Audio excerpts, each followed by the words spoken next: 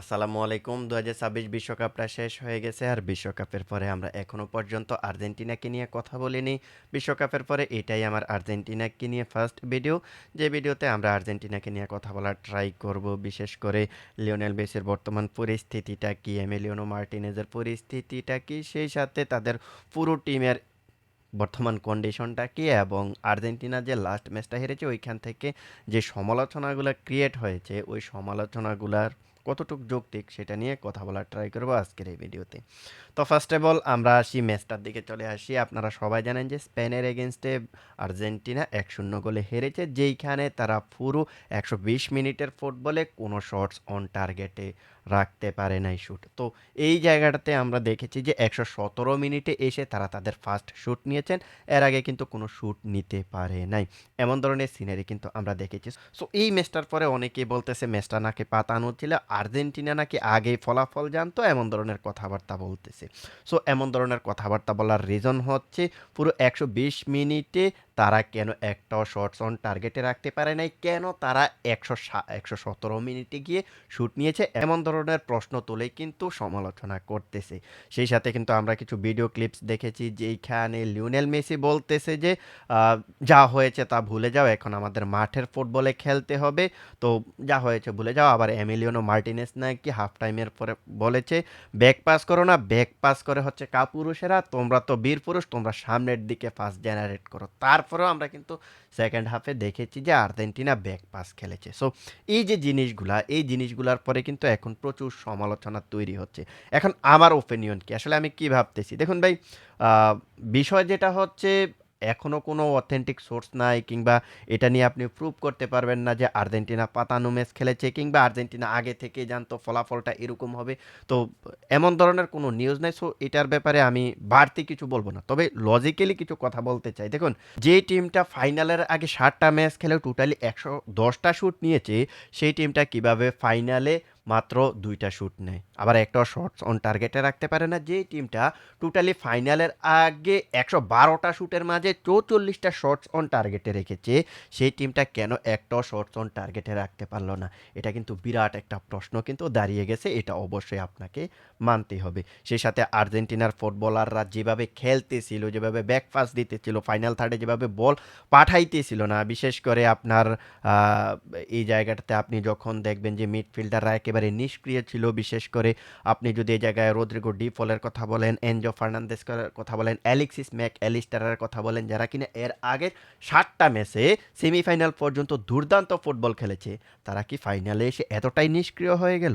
সেই সাথে আপনি যদি ডিফেন্সের কথা বলেন, যেখানে আপনার লিজান্দ্রো মার্টিনেস ইঞ্জুরি নিয়ে মাঠ ছাড়ছে, তারপর হচ্ছে ক্রিস্টিয়ান রোমেরো ইঞ্জুরি নিয়ে মাঠ ছাড়ছে, যেখানে আপনি দেখতে পারবেন যে তাদের আহামরি তেমন কোনো আগে থেকে ইঞ্জুরি ছিল না, তারা হঠাৎ করে ইঞ্জুরি পিক করে মাঠ ছেড়ে নিল, তাও আবার দুইজন সেন্টার ব্যাক যারা কিনা আর্জেন্টিনার বেস্ট সেন্টার ব্যাক, তারা কিনা এইভাবেই মাঠ ছেড়ে দিল।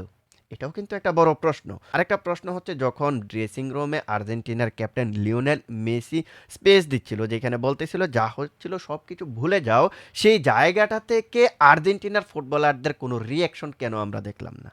এর আগে আমরা দেখছি কোপা আমেরিকায়, ২০২৪ কোপা আমেরিকায়, ২০২২ বিশ্বকাপে, ২০২১ কোপা আমেরিকায়, প্রত্যেকটা টুর্নামেন্টে কিন্তু আমরা দেখতেছি আর্জেন্টিনার এই যে টিমটা রয়েছে, এই টিমটা কিন্তু লিওনেল মেসির প্রতিটা কথা কিন্তু অক্ষরে অক্ষরে পালন করতো। তারা যে রিয়াকশনটা দিত লিওনেল মেসির কথা শুনে, সেই রিয়াকশনটা কি আপনি এবারের এই যে বিশ্বকাপের ফাইনাল ম্যাচের আগে যে রিয়াকশনটা, সেটা কি দেখেছেন? দেখেন নাই। সো এগুলা কিন্তু প্রশ্ন রেখেই যায়। আবার আরেকটা বিষয় হচ্ছে, যেই টিমটা আপনার ফাইনালে এসেছে টোটালি ১৯টা গোল করে, সেই টিমটা ফাইনালে কেন একটা শটস অন টার্গেটে রাখতে পারলো না? এটাও একটা প্রশ্ন।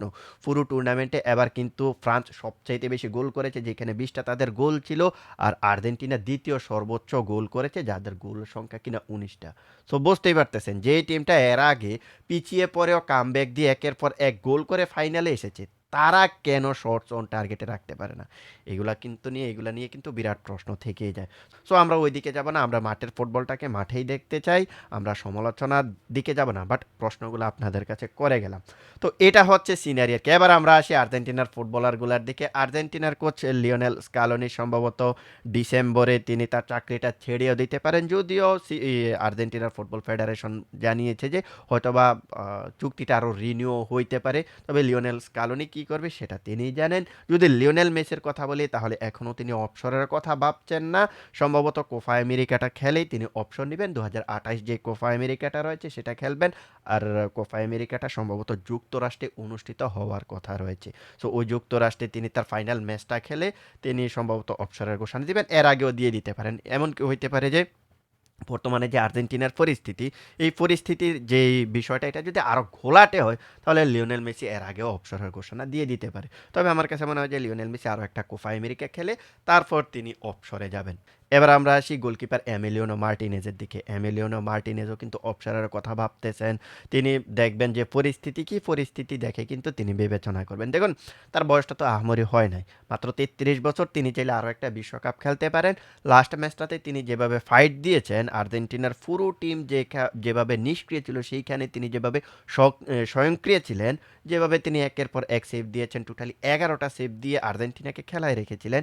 সো সেই ফুটবলারটা যে আরও একটা বিশ্বকাপ খেলতে পারবে তাতে কোনো সন্দেহ নেই। বয়সটাও কিন্তু তার পক্ষে রয়েছে। বয়সের কথা বিবেচনা করলে তারা 2টা বিশ্বকাপ অনায়াসে খেলাই যায়। কারণ গোলকিপাররা যখন 40 বছর 41 বছর হয়ে যায় তারপরেও খেলতে পারে। সো সেই হিসেব করলে তিনি আরও 2টা বিশ্বকাপ খেলতে পারেন। অন্ততপক্ষে একটা বিশ্বকাপ তো খেলতেই পারেন। সো এই জায়গাটা থেকে আমি যে জিনিসটা বলতে চাই সেটা হচ্ছে এমিলিয়ানো মার্টিনেজের অপশন নেওয়ার এখন আপাতত আমার কাছে মনে হয় না যে লজিক্যাল কোনো বিষয় আছে। তো তারপরেও দেখা যাক শেষ পর্যন্ত কি হয়। আরেকটা বিষয় হচ্ছে নিকোলাস ওথামেন্ডি অবসরে যাইতেছে। সম্ভবত অবসরের ঘোষণাটা দিয়ে দিছে কিনা আমি জানি না। সম্ভবত অবসরে যাইতেছে, তার বয়সটা হয়ে গেছে। হয়তো নিকোলাস তাগলিয়াফিকো, তার যে বর্তমান বয়স প্রায় 34-এর কাছাকাছি হয়ে গেছে, তিনিও অবসরের ঘোষণা দিতে পারেন। বাকি যে ফুটবলারগুলো রয়েছে এরা সবাই তরুণ, সো এরা তো থাকতেইছেই।